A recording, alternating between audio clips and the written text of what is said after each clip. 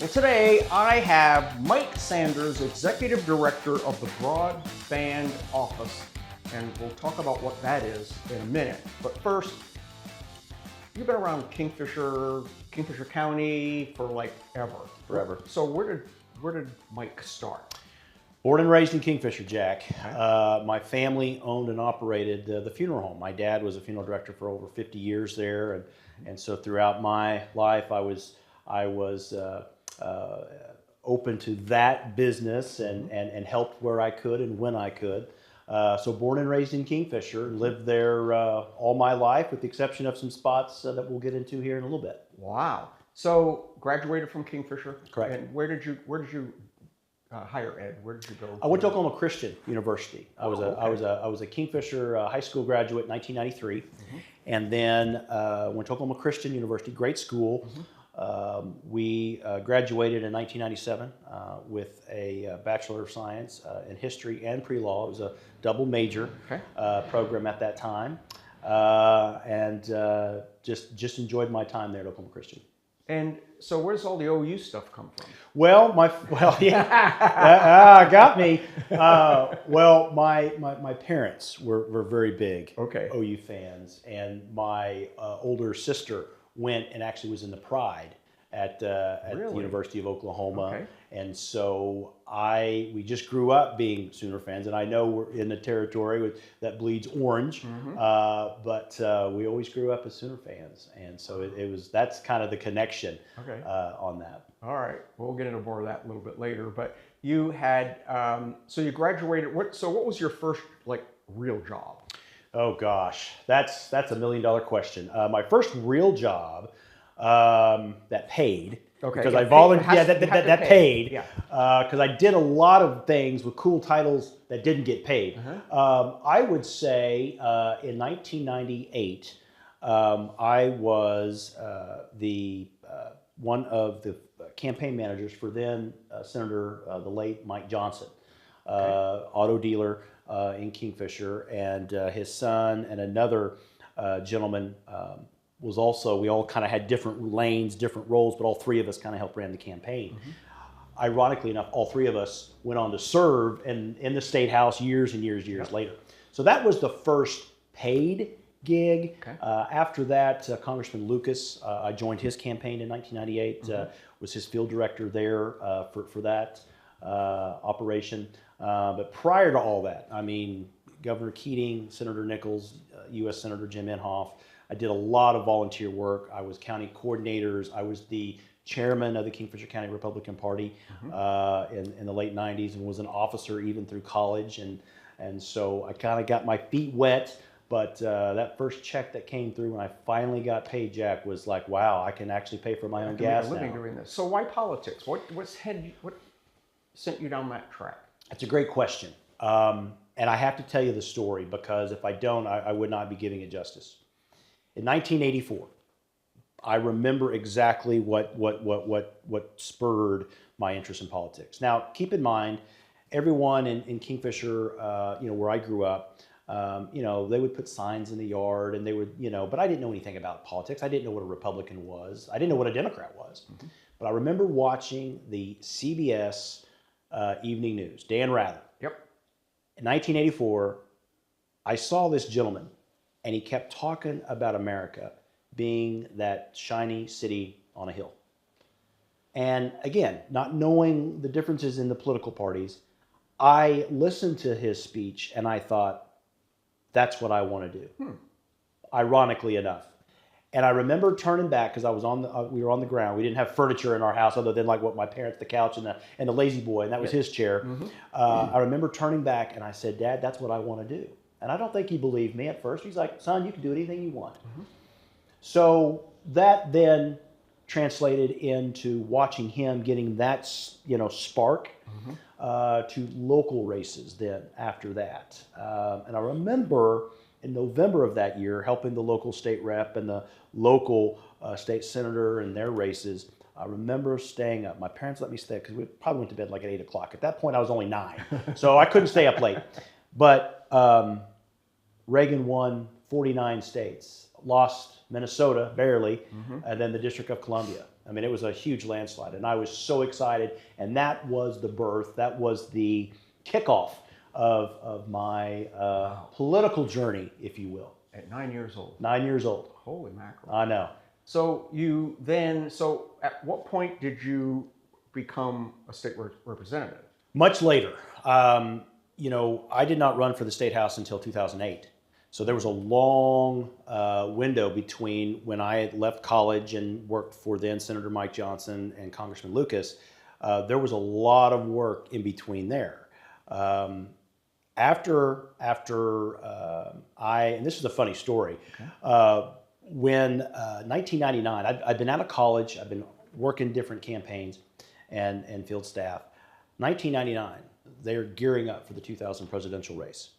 And I remember faxing my resume. Now, cool, when faxing was cool, right, Jack? But my kids are like, Dad, why don't know what a fax? Yeah. But I remember faxing my resume down to Austin, Texas, because that's who I wanted to support. And within 5 minutes, I got a phone call from a gentleman, really, which is weird. But I got a phone call, and I'll never forget it. Scott Douglas was his name. He had several states in Oklahoma. He was a regional coordinator at the time. He had Oklahoma. And he said, how old are you? And that's a very impressive resume. Why don't you come down to Austin, Texas, and I want to talk to you. And I thought this was great. Okay, this is going to be an opportunity. You know, I had been a student volunteer for Bush Quayle in '92, helped in Bush Dole. Those were not successful campaigns. I wanted a successful presidential campaign. So went down to Austin, Texas, and this is a great story. Went down there. It was it was a 3-hour conversation, 3-hour interview. Oh my gosh!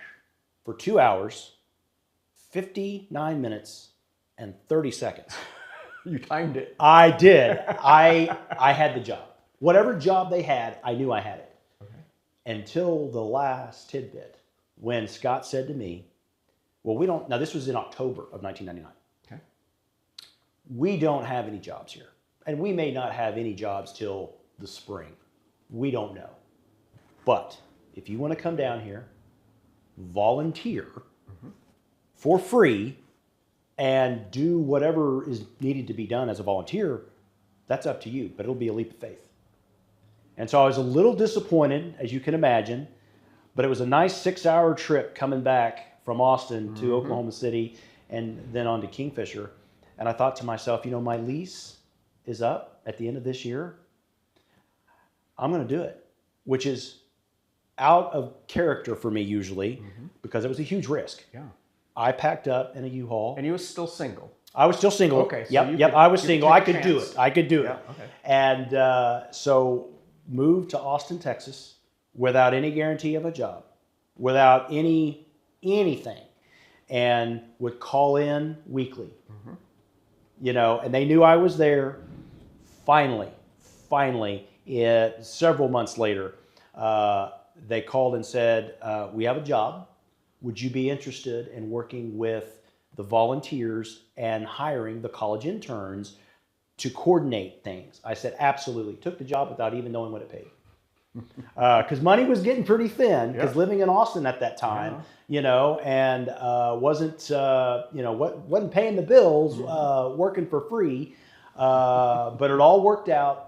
Worked on the Bush campaign, successful campaign. Florida was interesting, 36 days down there, and then the opportunity of a lifetime came when I'd planned to come back to Austin, Texas, had a job lined up to work in politics.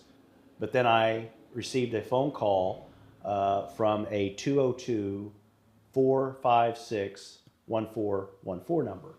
And I thought, this is DC. Okay, because I turned down a couple things there. Had no interest in going to DC, to be honest. But this time it was different because it was the White House. That's the White House switchboard number. So that's, at that time it was. And so they were asking, because they hadn't hired a director of White House interns.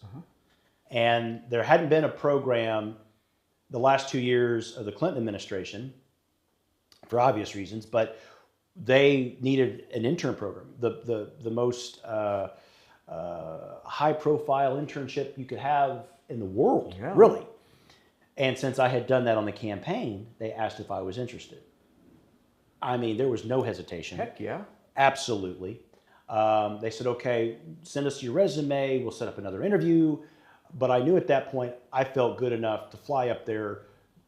Very quick trip, found an apartment.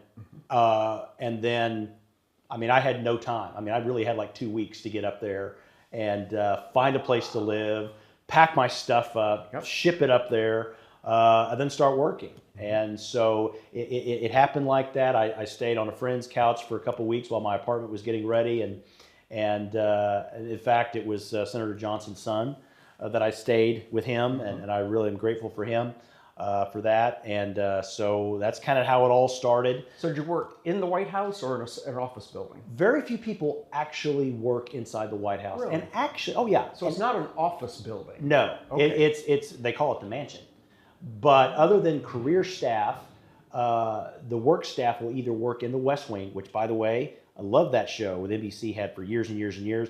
Looked nothing like that. Was nothing like that, Jack. TV. Yeah. TV, because it's very small and very quiet. And the same with the East Wing. That's usually where congressional affairs were, as well as the First Lady's office. But over in the West Wing, that's where the Oval Office is. That's where the press room is.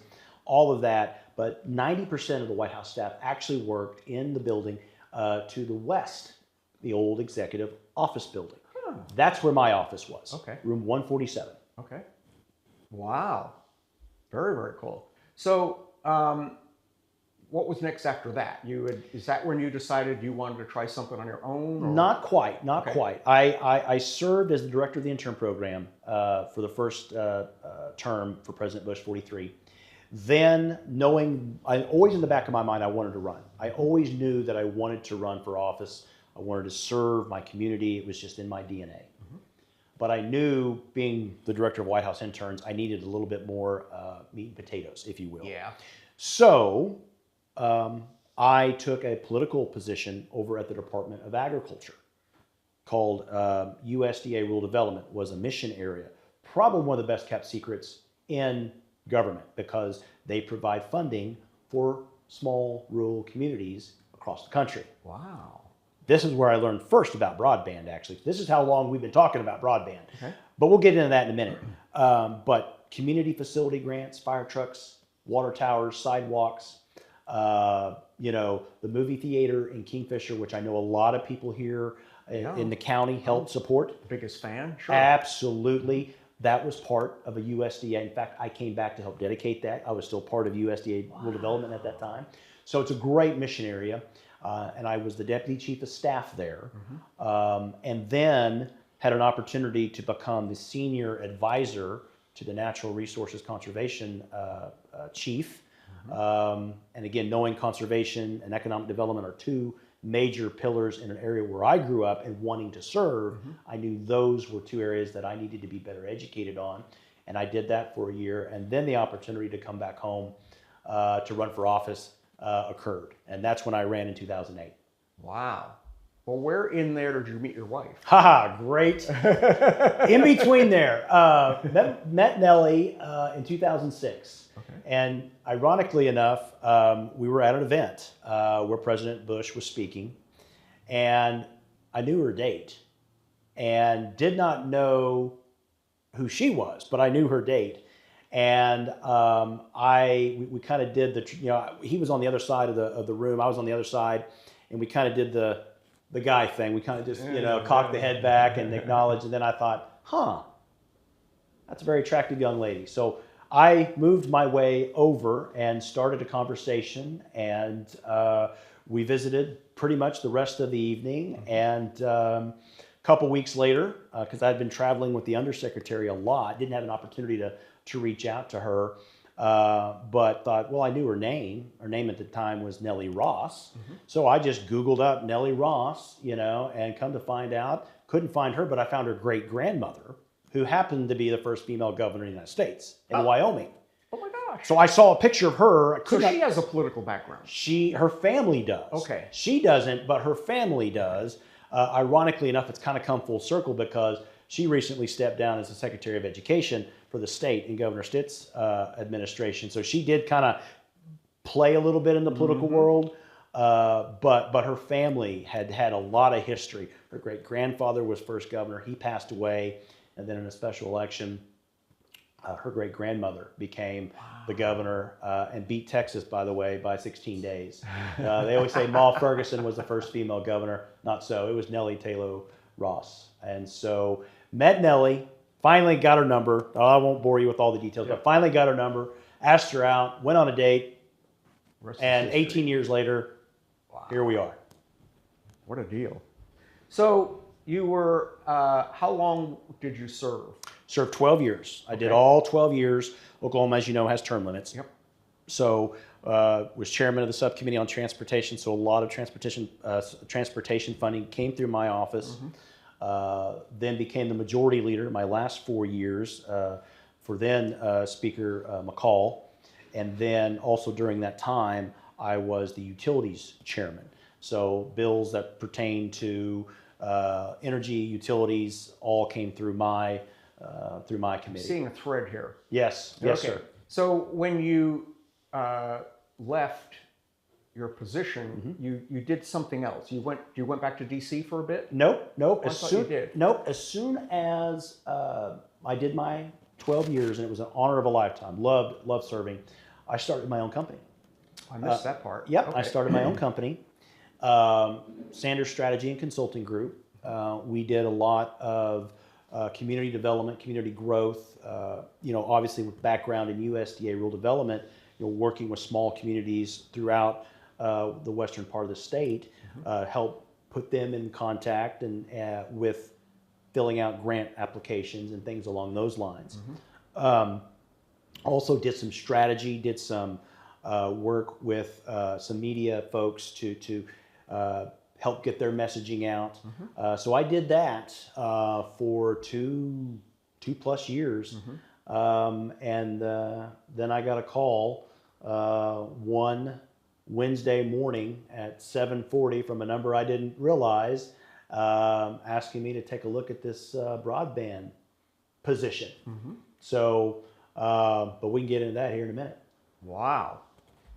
Well, I have a broadband story. That I was working in northern Montana, 20 miles from the closest town, in a barn, and I was needing to do something with some files. We're on a film production, and I said, "Geez, I wish we had internet here." And the guy says, "We have fiber in the barn." It's like, so how'd you do that? I was mad.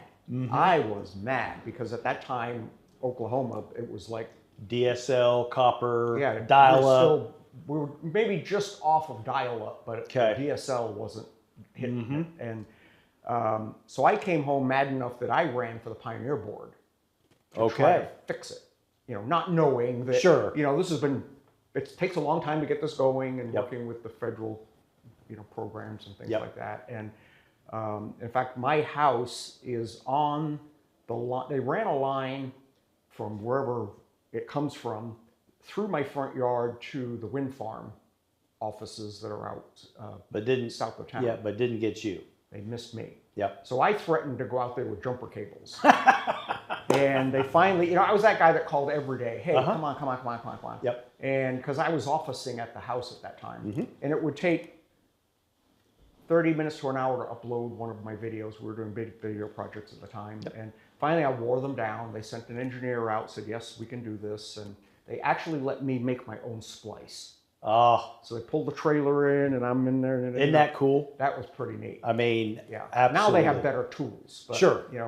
Back then it was like the little cutter thing and hooked it all up. And so I was the first one in outside of city limits to have the true fiber. It's a game changer. Oh, it absolutely is. Well, the problem is, though, I used to be able to double do things. Like I would send something to upload and I'd go off and do something else. Well, the first time I uploaded something, it was gone. Yep. Like, okay, this is good and bad. I got to keep working. Yeah, that's right. That's right. You don't have that 30-minute window. It's like 3 seconds and it's done. Yes, so that's exactly right. That completely changed how we were able to operate. Absolutely. I mean, it was a true economic development thing for us. And Yep. so now let's talk about, you got the job. What's Yep. it about? Why is it important? To your story. For years and years, people have been talking about getting that last mile, that final connection. The major hindrance was cost. Yep. You could run a line, which we would call middle mile, to a wind farm or an oil and gas site or whatever the case might be. And along the way, there are 10 homes. Well, but nothing would connect because those are last mile connections. So, but those are expensive.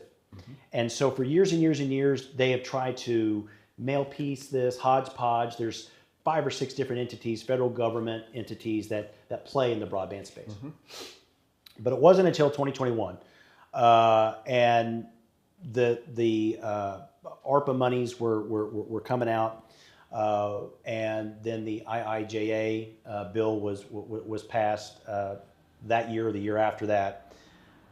But I have to say, I give the legislature 100% credit, because most states, when they receive those monies, the ARPA monies from the federal government, they put it into healthcare or education or whatever the case might be.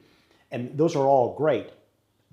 But during that time, it exposed a black eye on our state, because kids would have to go to McDonald's parking lot to get hotspots or medical appointments, whatever the case might be. I heard of some stories where they would Wi-Fi a school bus and park it in a neighborhood. Oh, I believe it.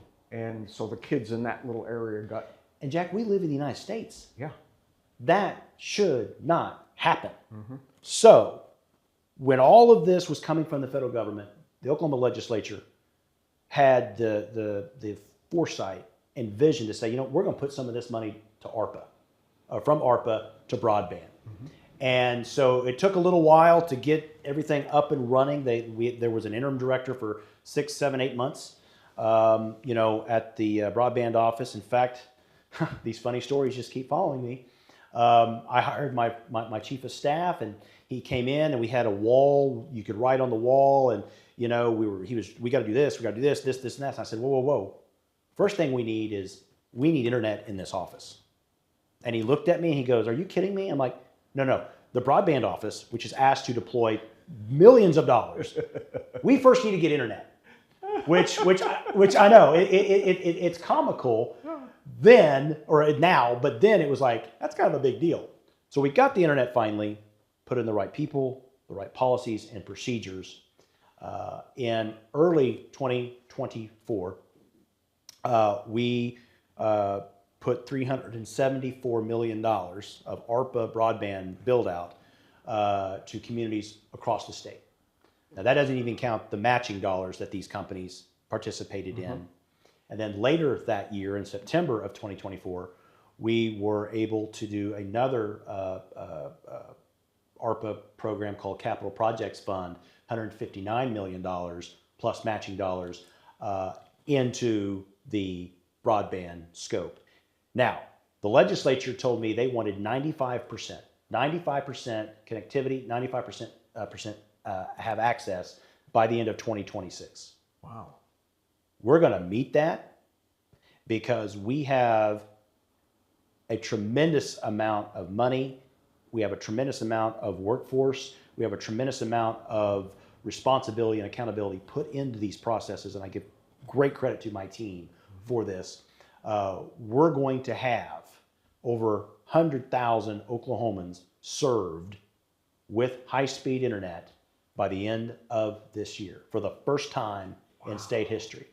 So that year was the most historic year in broadband investment. So what about, so you've got it to where it needs to go for the most part now. Is there anything being done with affordability? Because I know that our local provider has all these different plans. Sure. But there's still some of them that are pretty, steep. Is there Yep. anything that we can help with? Yes. And when these ARPA programs, CPF and our state and local fiscal recovery fund, which are ARPA monies, there was a state, when we put in our plans, we had to put in an affordability plan. And the same with our final project or program. $60 is what we were approved to do and what we wanted. We felt that was the right number because it really boils down to speed. At one particular time, and you know this because you're in this business, 25 down, 3 up was considered served. Yeah. Jack, you and I can run faster than that. Yeah. So now it's 100 down, 20 up, minimum. Yep. But most are doing 100 symmetrical. 100 both directions. That's exactly right. And some are even higher than that. Fixed wireless has really improved over the years. There's a lane for them. But what I'm really proud about the legacy of this office is these first 2 programs that we're administering, 83% are fiber. And it's the gold standard. I don't think anyone would argue against that. Is it more expensive on the front end? Sure. But it lasts the longest. It's the most reliable, most resilient, and the most scalable, which I think is very, very important because as technology increases and improves, you don't have to redo your equipment. You can just, with a flick of a switch, you can send. That's right. Send some more light. That's exactly right. You have to remember it's fiber optic. So That's it's right. Light traveling down a thread. That's exactly, of glass. Yeah. That's what a lot of people don't realize. Yeah. And to be honest with you, I didn't either when I first took this. So this has been a learning experience, but I am so proud of where we've come and where we're going and what we came from because finally, after years of talking about it, we are now doing it. And the fact that we're going to have 95% connectivity by the end of this year is a tremendous feat. So this is pardon the train. Oh, it happens. The progress. That's right. So does that mean at the end of this year you're going to be out of a job? Oh no. So No. What's next with this? Well, what's next is we still have to go through a final. We have a program that we still have to administer, which will be more money than the first 2 that we administered through ARPA. Now, I can't talk a lot about it because it hasn't been approved yet. And I have a company policy. We're not going to be talking about it until it approves. Sorry. No, Jack. You didn't know that. Went down the road. No. But it will be substantial. And you think about, well, you've got 5% more, figuratively speaking. But those are the most difficult, most expensive places to put high-speed internet because, and most people, I can guarantee you, don't know this. Oklahoma is a very unique state for a variety of reasons. Our terrain, we have 10 different types of terrain, number 1. Number 2, we have 39 sovereign tribal nations that we work with. And we have a great relationship with them. They've been really good partners. We have 77 sets of county commissioners. We have, out west is pretty flat. East, you have trees, you have rock, you have hills. I will not call them mountains. We have hills. So it's just a different environment. But those last 5%, our goal is to get to 100. We are on our way. Again, this is going to be an ever evolving because technology just won't stop. It won't stop. And housing additions are going to be built outside communities.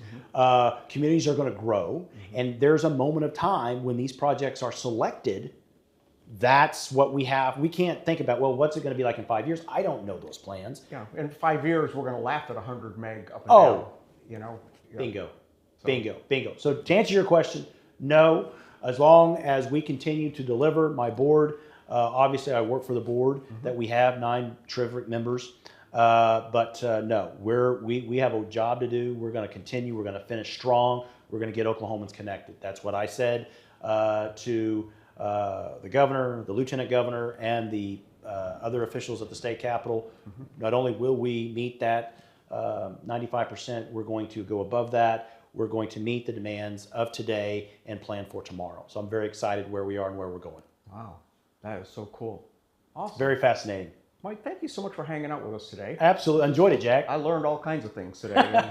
So I'm excited to see where it's going. You know, I'm a hardcore techie anyway, and that's right. So it's fun for me to learn how all this stuff works. It's a neat. It's been a very neat experience and journey. And you know, Oklahoma is right up there with all the rest of the states, Jack, as far as where we're going. There's no longer this idea of, you know, we still have, you know, dirt roads and you know, running water in certain areas. This is going to change the trajectory of what people think about our great state, and we can compete with the world. And I'm happy to play a small role in that. Well, thank you for that. You bet. Thank you. Stay tuned.